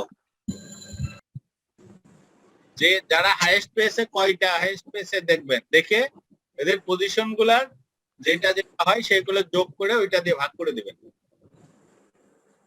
যেমন এখানে ট্রেনিং এ 9 9 9 9 4টে 9 ছিল, এদেরকে আগে জায়গা বরাদ্দ করবো। একজনের 11, একজনের 10, একজনের 12, একজনের 11, একজনের 10, একজনের 9। তাহলে এই 4টে যোগ করবো, 12 11 10 9 যোগ করে যা হয় সেইটাকে 4 দিয়ে ভাগ করবো, 10.5 করে হয়। ঠিক আছে? এখন এইটা করার পরে এই যে কনক্লুশনটা পড়েন, the value of 0.726 indicates a strong positive association between rating of the on-campus recruiter and the rating of the training staff. The graduates that received high rating এর মানেটা কি? they on-campus rating ভালো করেছে, সে ট্রেনিং রেটিংও ভালো করেছে, এইটাই মিন করছে। তার মানে দুটোতেই যারা ভালো করছে তাদেরকে রিক্রুট করা যেতে পারে। The graduates that received high rating from the on campus recruiter also tended to be the ones that receive the high rating from the training staff. এইটাই, এইটুকুই চাচ্ছে আপনাদের কাছে। এখন বিভিন্ন ভাষায় যার যার মতো করে এটাকে লিখে দিতে পারে। ঠিক আছে? আমি এটা নিয়ে আর বেশি দূর আলাপ করছি না, সব অঙ্কগুলো একই টাইপের। এগুলো আপনারা একটু বাসায় চর্চা করেন, তাহলে ক্লিয়ার হবে। প্রথম অঙ্কটা এক্সাম্পল আপনাদের যেটা দেওয়া আছে ওইটা ধরবেন, ওইটা ধরে এইটা একই নিয়ম। ওকে, শুধু ফিগার একটু বেশি দেওয়া আছে। আমরা এরপরে যাই। একটা আছে দেখেন আপনাদের বইতে স্পুরিয়াস কোরিলেশন, এইটা একটু আগে আছে। ওইটা র্যাঙ্কস কোরিলেশনের আগের পৃষ্ঠায় 189 পৃষ্ঠায় আমার কাছে আছে। এটা জাস্ট একটু জেনে রাখেন, টিকার জন্য আসতে পারে। সেটা হচ্ছে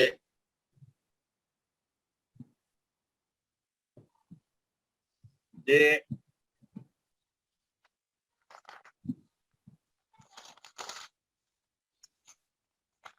কিছু কিছু বিষয় আছে যেগুলো আসলে ওইরকম সংখ্যা দিয়ে বা অ্যাসেসমেন্ট দিয়ে মানে পরিমাপ করা যায় না। এগুলো একটা বায়োলজিক্যাল টাইপের। এই ধরনের আরেকটা কোএফিসিয়েন্ট কোরিলেশন আছে, স্পুরিয়াস কোরিলেশন। এটার কোনো ম্যাথমেটিক্যাল প্রবলেম এখানে নাই, শুধু কি জিনিস সেই ডেফিনিশনটা আলোচনা করা। When there is a high value for the correlation coefficient but no direct cause and effect relationship between the sets of data, often a hidden factor is influencing both sets of data. এখানে আপনারা বইতে দেখবেন একটু যে পরে আরো example দেওয়া আছে একটা স্পিরিয়াস ডাটার ক্ষেত্রে যে intelligent parents have intelligent children and that intelligent parents give their children more vitamins. বলছে যে বাবা মা যদি ইন্টেলিজেন্ট হয় দেখা যায় যে তাদের সন্তানরাও ইন্টেলিজেন্ট হয়, এবং দেখা গেছে যে ওই সন্তানদের ইন্টেলিজেন্ট হওয়ার পিছনে কারণ হচ্ছে যে বাবা মা তাদেরকে বেশি করে ভিটামিন হয়। এখন কথা হচ্ছে যে এই যে তাহলে সম্পর্কটা, এই ধরনের সম্পর্ক যেগুলো সেইগুলোকে বলে স্পুরিয়াস। এটা হচ্ছে ধারণাগত আর কি, যে বাবা মা দুইজনের ট্যালেন্ট, অতএব হয়তো সন্তান ট্যালেন্ট হয়েছে। আবার বলছে না, ওইটা কোনো কারণ না, আসলে তাকে প্রয়োজন মতো ভিটামিন খাওয়ানো হয়েছিল, এই জন্য সে ট্যালেন্ট হয়েছে। এই যে নিচে যে প্যারাটা, এই study examining the link between quantities of vitamins taken as children and intelligence would probably yield a high correlation. এখানে বলছে যে আসলে হচ্ছে ভিটামিনের সাথে ইন্টেলিজেন্সের একটা কোরিলেশন থাকতে পারে, even if there was no scientific link between the two because of the hidden third factor। বলে যে আসলে এটা কোনো বৈজ্ঞানিক ভিত্তি নেই যে ভিটামিন বেশি খাওয়াইলে সে ইন্টেলেকচুয়াল হবে, তবে এটা অন্য কোনো হিডেন কজ থাকতে পারে, এইটাই। তো ওইটা আর কোনো উদাহরণ কি দেওয়া যাবে এটার ক্ষেত্রে স্যার? আর কোনো উদাহরণ? এটা মূলত বায়োলজিক্যাল আর কি, যেগুলো হয়তো যে আপনি যে এইটা এরকম হয়েছে, যেমন এইটা চেহারার সাথে হইতে পারে, যে বাবা মার চেহারা সুন্দর এই জন্য সন্তানের চেহারা সুন্দর হয়েছে, বা এটা আর একটা হতে পারে যে না ওইটা না, সে ছোটবেলা থেকেই হয়তো এই খাওয়া দাওয়া প্লাস হচ্ছে যে সে তার প্রতিদিনের ব্যবহার্য জিনিসপত্র এমন কিছু ইউজ করতো যার জন্য সে সুন্দর হয়েছে, এটা হতে পারে। এই জন্য হচ্ছে যে এটা ডাইরেক্ট কোনো লিঙ্ক পাওয়া যায় না, এইটা শুধুই স্পিরিচে এটা একটা ছোট্ট নোট হিসাবে হয়তো পরীক্ষায় আসতে পারে। এখন বলা হচ্ছে with correlation coefficient to use, আপনারা কোন কোরিলেশন কোএফিসিয়েন্ট ব্যবহার করবেন। এখানে লেখা আছে, এটা একটু জেনে রাখবেন, if that data have already been ranked there is no options but to use the rank correlation coefficient। যদি আপনাদেরকে র্যাঙ্কিং করে দেওয়া থাকে তাহলে আর এইটাই র্যাঙ্ক কোরিলেশনে যেতে হবে, র্যাঙ্কিং করা থাকলে অন্য কোনো কোএফিসিয়েন্ট বের করার সুযোগ নেই। যদি দেখেন যে actual value of x and y দেওয়া আছে তাহলে পিয়ারসনস কোএফিসিয়েন্টে যেতে হবে। Pearson's coefficient must be used if intended to use regression or forecasting. Forecasting এর জন্য র্যাঙ্কিং কোরিলেশন ইউজ করা হয় না, এটা পিয়ারসনস কোএফিসিয়েন্ট ইউজ করা হয়। এইটাই হচ্ছে বিষয়টা, এটা সিম্পল আছে, আপনাদের বই থেকে এইটা নিজেরা একটু পড়ে নেবেন, আলোচনাটা দেখেন কোথায় আছে, এটা পেজ নাম্বার 1 থেকে 3 তে বক্সের ভিতরে আছে। এরপরে আমরা যেটা যাব সেটা হচ্ছে এই যে নিচের অংশটা, রিগ্রেশন ইকুয়েশন, এটা খুব ইম্পর্টেন্ট, এবং এটা হচ্ছে এখন ইকুয়েশন ডেভেলপ করা। স্যার কোএফিসিয়েন্ট অফ ডিটারমিনেশনটা কখন ইউজ করব আমরা? এইটা আর বলবো না, এটা বহুবার বলা হয়ে গেছে, এবার নিজেরা পড়ে নেবেন। স্যার স্পিরিচুয়াল কোরিলেশনটা আপনি বলছেন কি ইম্পর্টেন্ট আছে না, পরীক্ষাতে আসতে পারে শর্ট নোট হিসেবে। তো এই চ্যাপ্টার থেকে অঙ্ক থাকবে, সে রিগ্রেশনই আসুক আর কোরিলেশনই আসুক, অনেক সময় দুটা থেকেই আসে, রিগ্রেশনও আসে কোরিলেশনও আসে। আচ্ছা, আবার অনেক সময় স্পিয়ারও আসে, পিয়ারসনসও আসে, আবার এই যে ইসে আছে র্যাঙ্ক কোরিলেশনও আসে, দুইটাও আসতে পারে। রিগ্রেশনটা একটু দেখেন, যে রিগ্রেশনটা হচ্ছে এখানে বলছে simple regression, linear regression. Simple regression হচ্ছে যখন রিগ্রেশন বলতেই বোঝাই হচ্ছে যে এটা একটা ম্যাথমেটিক্যাল মডেল যেখানে দুই বা ততোধিক ভেরিয়েবলের ভিতরে একটা সম্পর্ক নির্ণয় করে, এই ম্যাথমেটিক্যাল মডেল। আর সিম্পল রিগ্রেশন বলতে বোঝানো হচ্ছে যে যখন ভেরিয়েবলের সংখ্যা থাকে দুইটা, একটা ডিপেন্ডেন্ট একটা ইনডিপেন্ডেন্ট। লিনিয়ার রিগ্রেশন বলা হচ্ছে যে simple regression model that gives a straight line. Linear মানেই হচ্ছে স্ট্রেট লাইন। ওই রিগ্রেশন ইকুয়েশনটাকে যদি প্লটিং করা হয় তাহলে একটা স্ট্রেট লাইন পাওয়া যাবে, এবং ওইটার ইকুয়েশনের চেহারাটা হয় এইরকম, y equal to a plus bx, where a and b are numbers, y equal to a plus bx, y হচ্ছে ডিপেন্ডেন্ট ভেরিয়েবল, x হচ্ছে ইন্ডিপেন্ডেন্ট ভেরিয়েবল, এবং a এবং b হচ্ছে কনস্ট্যান্ট। আমাদের মূল কাজ হবে a এবং b এর মান বের করে এখানে বসিয়ে দেওয়া, তাহলে একটা ইকুয়েশন পাওয়া যাবে, ওইটাকেই বলা হচ্ছে রিগ্রেশন ইকুয়েশন। এখন a এবং b এর মান বের করার জন্য ফর্মুলা আছে, সেটা হচ্ছে এই যে এখানে।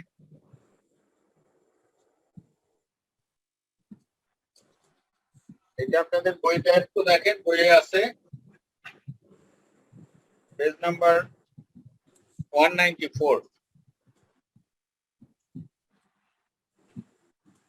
এখানে a এর b এর মান দেখেন, এর মানের ক্ষেত্রে আমি বলি এই বি এর মানটা আগে বের করতে হয়, y equal to a plus bx। এখানে যদি আমি a এবং b এর মানটা জানতাম তাহলে কিন্তু আর কিছু করা লাগতো না, এইটাই আমার রিগ্রেশন ইকুয়েশন। এবং এইটাকে যে মেথডটা এখানে ডেসক্রাইব করা হয়েছে এইটাকে বলা হচ্ছে least square criteria, least square method. খেয়াল রাখবেন লিস্ট স্কয়ার ওয়ার্ডটা। বি ইকুয়াল টু কি আছে, বি ইকুয়াল টু ওই যে আপনারা এর আগে যে পিয়ারসনস কোরিলেশন কোএফিসিয়েন্টের যে ফর্মুলাটা দেখেছেন উপরের অংশটা এক্স্যাক্টলি তাই, আর নিচের অংশটা y এর জায়গায় x বসাইলে দেখবেন নিচের অংশটা হয়ে গেছে। আমি একটু ওখানে যাই দেখি।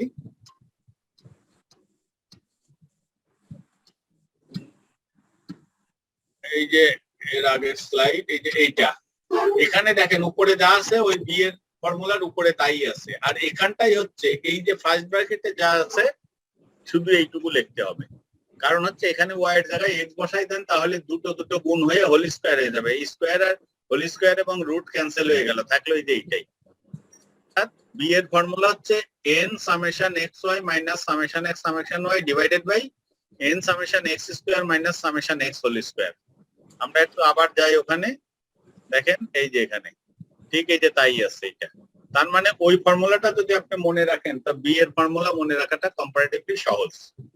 যখন বি এর মান বের হয়ে গেল তার মানে এখানে বি এর মান বের করতে গেলে আপনার কি কি লাগছে, আপনার ফার্স্ট হচ্ছে x এবং y আইডেন্টিফাই করতে হবে কোনটা ইন্ডিপেন্ডেন্ট ভেরিয়েবল কোনটা ডিপেন্ডেন্ট ভেরিয়েবল। সেই কলাম দুটো আমি নিলাম, যেমন এখানে একটা যদি ইন্ডিপেন্ডেন্ট হয় এটা হলো ডিপেন্ডেন্ট, বা এটা যদি ডিপেন্ডেন্ট ইন্ডিপেন্ডেন্ট হয় এটা ডিপেন্ডেন্ট, এটা কোনটা হবে আমরা পরে দেখছি।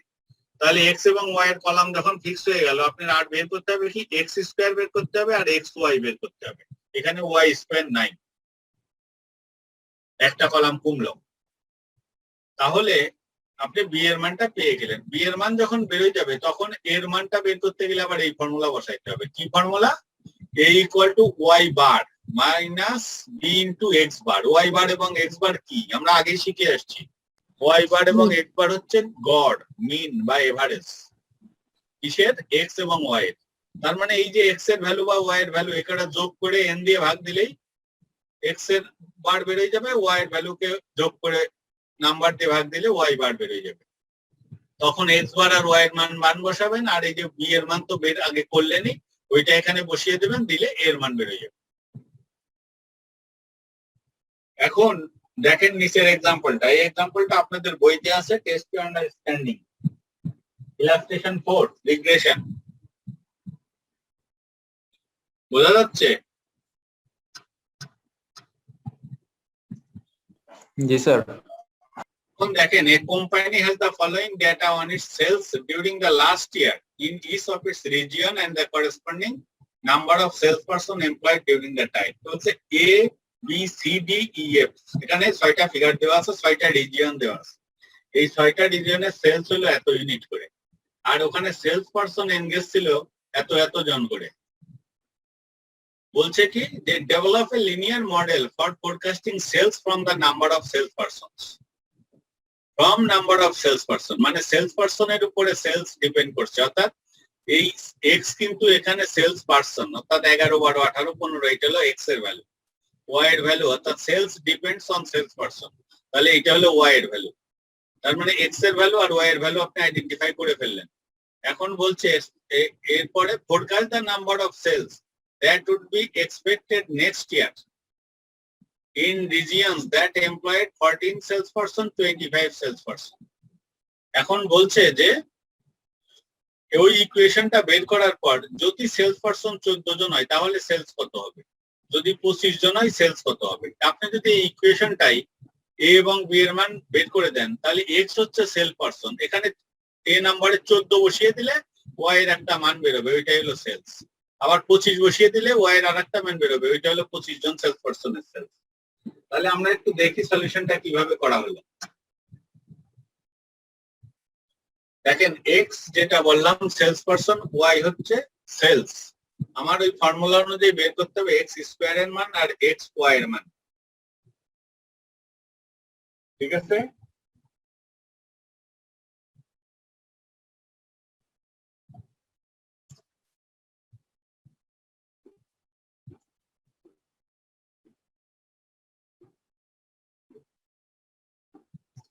এক্স এর মানগুলো বসালাম, বসায় যোগ করলাম, এটা হলো সামেশন এক্স। আর এই যে আপনি বললাম না যে এক্স বার গড় বেরতে গেলে এই সামেশন এক্স কে এন দিয়ে ভাগ করতে হবে। এন কত? যে কয়টা ডেটা আছে, 6টা, 6।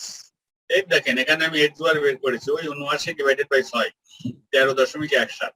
একইভাবে ওয়াই এর মানগুলোকে যোগ করলাম 1466, এটা হলো ওয়াই সামেশন। একে যখন 6 দিয়ে ভাগ দিলাম, এটা ওয়াই বার বের হয়ে গেল, আগেই বের করে ফেললাম, যাতে এর মান বের করতে গেলে এই দুটো মান আমি এখান থেকে পেয়ে যেতে পারি। আর বি এর মান বের করতে গেলে আমার দুটো নতুন কলাম দরকার, একটা এক্স স্কোয়ার, একটা এক্স ওয়াই। কারণ এই যে এখানে এক্স ওয়াই আছে, এখানে এক্স স্কোয়ার আছে। এইটা করলাম যেমন 11কে স্কোয়ার করলে হয় 121, 12কে 144, এইভাবে সবগুলো করলাম। যোগফলটা হচ্ছে সামেশন এক্স স্কোয়ার। একইভাবে এক্স ওয়াই এই দুটোর গুণফল 236 ইন্টু 121 সমান 2596। 234 এক্স ওয়াই, আচ্ছা 11 গুণ 236 2596, 12 গুণ 234 2808, 18 গুণ 298 5364। এইভাবে সবগুলো বের করলাম, করে যোগফল এটা সামেশন এক্স ওয়াই। এইটা যখন করলাম এই মানগুলো সব বের হয়ে গেল। এখন বি এর এই ফর্মুলায় এই মানগুলো বসিয়ে দিলাম, বি এর মান বের হলো 10.12। বলেন বি এর মান বের করা পর্যন্ত কারোর কোনো সমস্যা আছে কিনা?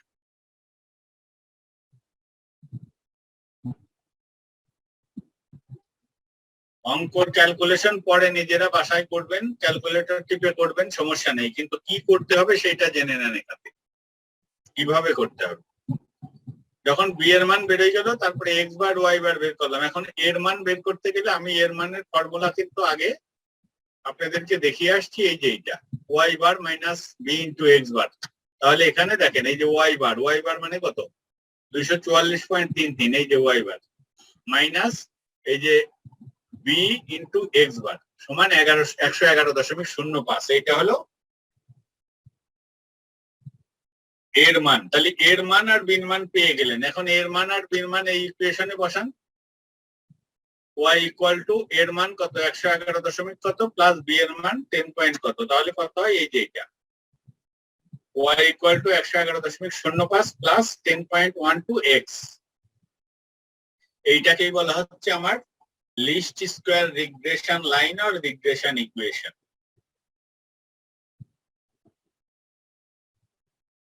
বোঝা গেল এই পর্যন্ত? স্যার আপনি যে বললেন এটা এক্স এর মান, এটা ওয়াই এর মান, এটা আমরা কিভাবে বুঝবো? এটার কি কোনো ওয়ে আছে? কার উপরে কে ডিপেন্ডেন্ট সেইটা ওই আছে। প্রশ্নটার দিকে, প্রশ্নটা ভালো করে পড়তে হবে। এখানে কি বলছে? Develop a linear model for forecasting sales. আপনাকে সেলস ফোরকাস্ট করতে হবে, তাহলে সেলসই হচ্ছে ডিপেন্ডেন্ট ভেরিয়েবল। কিসের ভিত্তিতে? সেলস পার্সনের ভিত্তিতে। আর এমনি আমরা কমন সেন্স থেকেও বুঝি যে আমার সেলস বাড়ানোর জন্য সেলস পার্সন বাড়াইতে হয়, অর্থাৎ সেলসটা সেলস পার্সনের উপর নির্ভরশীল। আর একটা হচ্ছে কি আপনাকে ফোরকাস্ট করতে হবে সেলস, অতএব এইটা কিসের ভিত্তিতে? সেলস পার্সনের ভিত্তিতে। তাহলে সেলস পার্সন হচ্ছে ইন্ডিপেন্ডেন্ট ভেরিয়েবল, সেলস হচ্ছে ডিপেন্ডেন্ট ভেরিয়েবল। ঠিক আছে? জি স্যার। তাহলে যখন এই ইকুয়েশনটা পেয়ে গেলেন, এখন আবার প্রবলেমটাই আমরা একটু যাই। কি বলছে? এখন বলতেছি যে যদি 14 জন সেলস পার্সন হয় তাহলে সেলস কত? এখানে দেখেন 14 নাই, কিন্তু 15 আছে, 250 জন, 250 সেলস ইউনিট। 14 নাই, আবার 25ও নাই। তাহলে এই 14 বসাবো কোথায়? এই যে ইকুয়েশনের ভিতর বসিয়ে দিতে হবে, যেটা আমি পেলাম। এই যে এখানে এক্স এর মান 14 বসান, এক্স এর মান 14 বসাইলে পরে ওয়াই এর মান বেরোচ্ছে 252.73 ইউনিট। এইটা যেহেতু ইউনিটের কথা, এটা 252.73 না লিখে 253 লিখে দেবে। আর যদি 25 জন হয়, এখানে 25 বসাবেন। 25 বসাইলে অ্যান্সারটা হয় 364.05। এটা লিখবেন 364 ইউনিট সেলস। ঠিক আছে?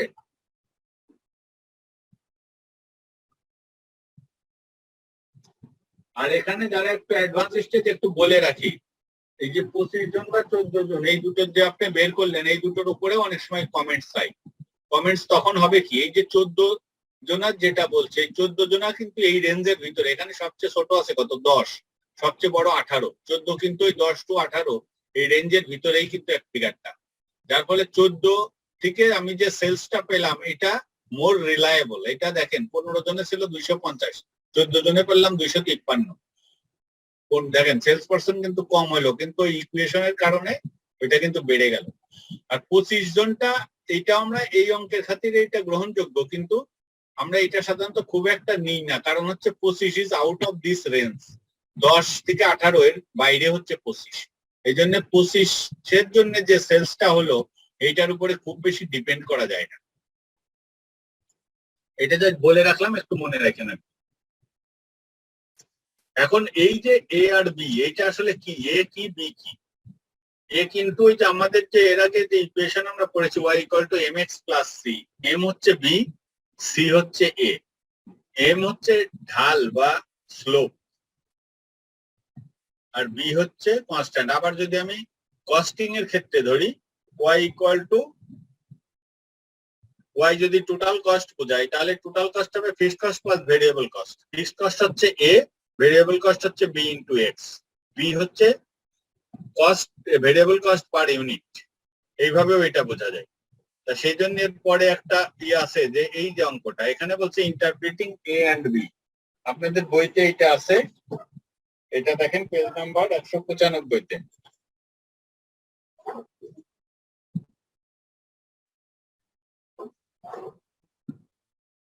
যে এ এবং বি কি সেটা এখানে ব্যাখ্যা করা আছে। In the equation of a straight line y = a + bx, a is the intercept on the y-axis and b is the gradient or slope of the line. এইটা বোঝা যায় কিনা?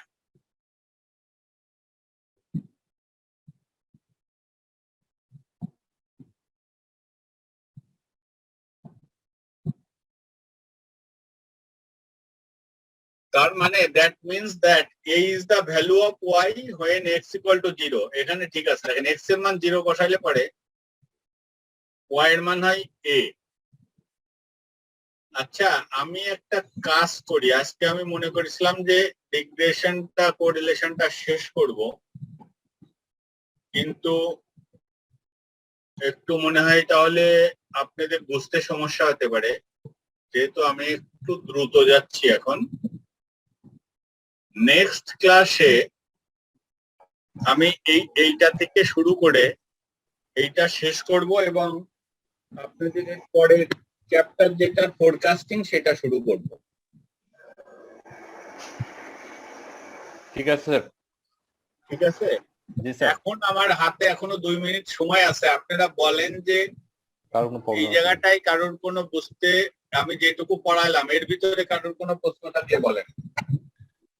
স্যার 16 আর স্যার 20 নাম্বার স্লাইডটা কি একটু দেখাবেন স্যার, স্ক্রিনশট নিতে পারেনি ওটা। 20 জি স্যার, 20 আর 16।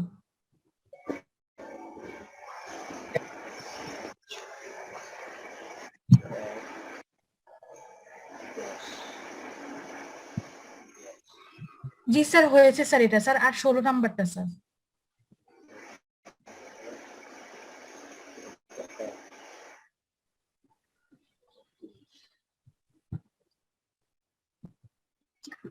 ঠিক আছে, জি স্যার হয়েছে স্যার।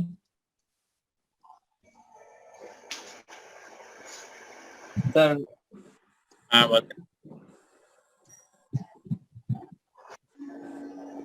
বলেন। আমি জানছি না কোএফিসিয়েন্ট অফ ডিটারমিনেশনের মানে মানে প্রয়োগ কোথায় আছে, নাকি পিয়ারসন কোএফিসিয়েন্টের সাথে একটা সম্পর্ক নাকি স্যার, এটা আলাদা কোনো রকমের প্রায়োগিক দিক আছে? কোনটা কোনটা? Coefficient of determination. আমরা তো পিয়ারসন কোএফিসিয়েন্টের স্কয়ার করলে তো স্যার ডিটারমিনেশন পেয়ে যায়, সেটা ইউজটা কোথায় স্যার?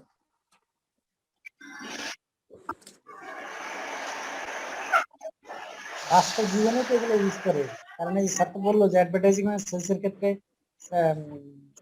বিভিন্ন ম্যানেজমেন্ট লেভেল এগুলো অ্যাপ্লাই করতে পারে।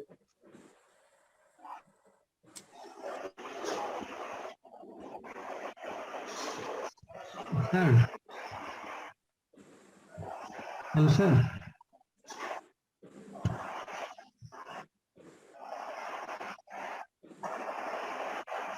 আছে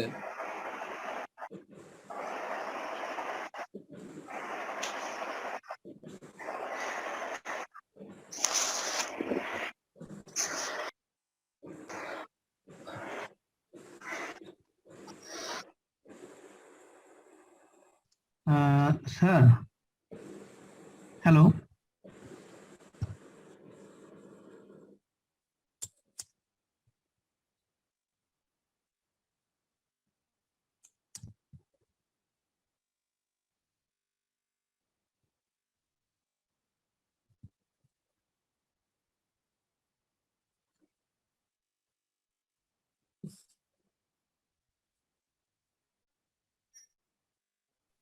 ঠিক আছে?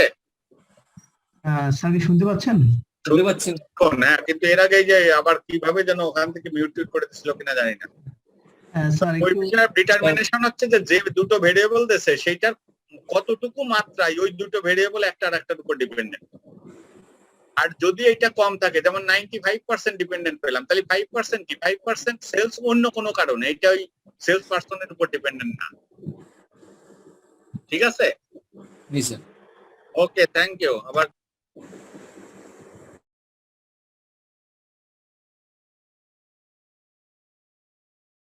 তা সবাই ভালো থাকেন। আজকে এখানেই বিদায় নেই। আইসিএমএ তে কে আছেন? আসসালামু আলাইকুম স্যার। আসসালাম।